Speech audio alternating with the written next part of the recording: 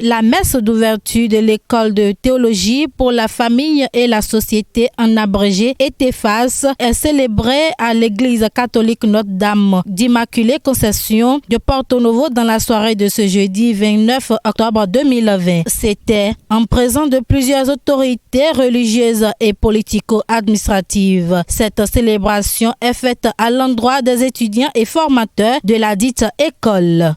C'est Dieu qui se donne à connaître en Jésus-Christ dans l'Esprit Saint. C'est Dieu qui bénit nos facultés intellectuelles pour comprendre les mystères de notre foi.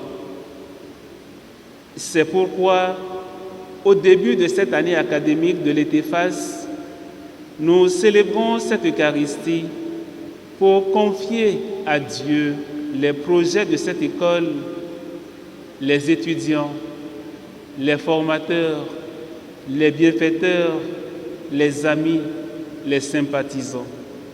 Comme nous le savons, toute formation académique exige de la volonté et de la persévérance pour bénéficier de ces bons fruits. Je voudrais vous encourager, vous les apprenants, à poursuivre les études commencées à l'ETFAS pour mieux comprendre votre foi, pour la vivre partout où le Seigneur vous envoie en mission. L'école théologique oriente l'esprit vers le salut et vers la lumière de Dieu. La formation de notre école théologique oriente les esprits vers le salut dans la force de l'Esprit Saint et la lumière de la parole de Dieu. Pour que la formation soit utilement solide, comme saint Paul l'a recommandé dans la première lecture, l'école de théologie adjoint à la dimension théologique des cours la dimension pastorale qui permet d'aimer la prière pour trouver dans l'Évangile l'assurance de témoigner. Le fait d'assister à cette messe est d'une importance capitale pour la deuxième autorité politique du Bénin. J'ai compris qu'il s'agissait d'une école de théologie qui devrait aussi parler de la société. Voulant comprendre de quoi il s'agissait plus précisément, j'ai compris qu'on devait aussi parler de la politique. Alors, pour quelqu'un qui occupe cette place de la deuxième personnalité de l'État, il n'avait pas meilleur moyen de venir écouter, de venir boire à la source de cette célébration pour comprendre le bien fondé de cette école et le programme qui devrait être dispensé. Alors je n'ai pas été déçu.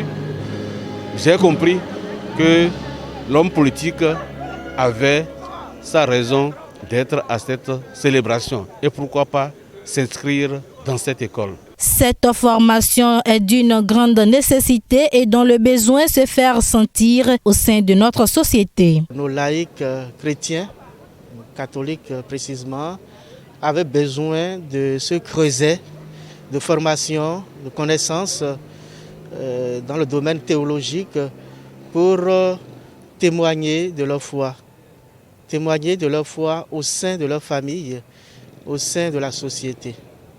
Voilà, c'est une opportunité qu'on leur donne pour d'abord connaître, comprendre leur foi, pour en être de fidèles serviteurs. Les étudiants de cette formation expriment leur soutien au début des cours et lancent un appel à la société chrétienne. Mes invités de la première promotion de l'école théologique pour la famille et la société ont souhaité que je porte leur voix pour partager avec vous nos sentiments en ce début des cours. Alors, nous disons vivement la suite pour que notre satisfaction soit à son comble et que nous ayons des raisons de dire à ceux qui hésitent encore que l'école théologique pour la famille et la société est la solution. Rappelons que la rentrée théologique qui a démarré le 2 octobre 2020 dernier a enregistré déjà 163 étudiants au sein de la dite école. Que Dieu, notre Père, nous aide à nous engager résolument dans le combat de l'amour, à le remporter avec l'équipement de la vérité, de la justice, de la paix de la foi et de la prière constante. Que la Vierge Marie, Notre-Dame de l'Immaculée Conception, patronne de cette cathédrale, nous soutienne dans ce combat aujourd'hui et pour toujours. Amen. Le Seigneur soit avec vous.